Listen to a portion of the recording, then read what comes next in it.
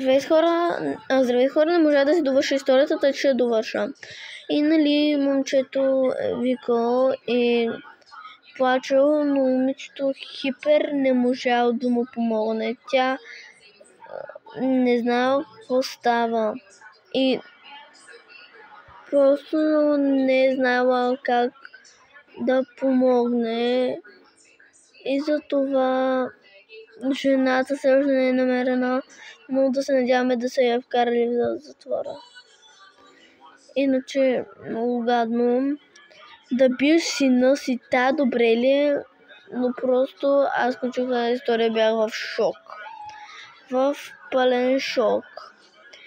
И буквално не можа да повярвам на очите си и започна се да рева.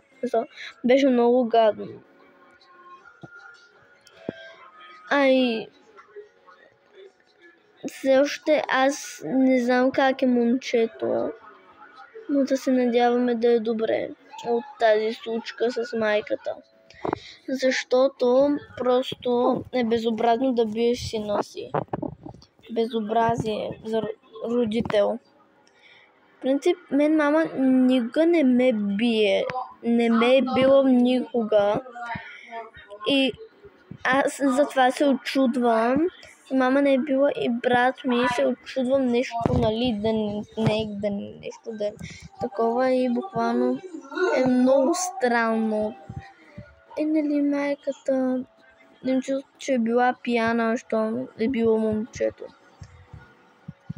И ако искате историята за Кукит, просто пишете налично. Не налично. В смисъл, мои приятели, ако в момента ми гледат, да ми пишат налично и вие в коментарите.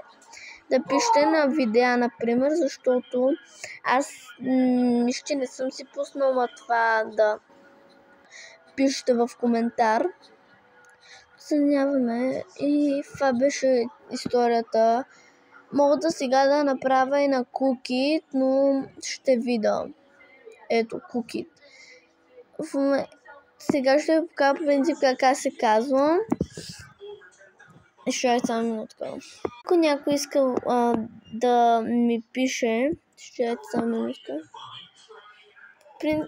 Ако нещо такова, аз се казвам. Чакайте. Само минутка. Така се казвам. Сметанка 202798 и можете да си пишем чат. В принцип имам хипер много приятели. Имам